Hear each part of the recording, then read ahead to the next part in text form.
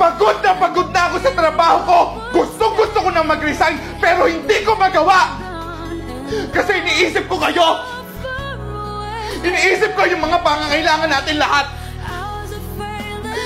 Kaya kahit hirap na ako, tinitiis ko para sa inyo!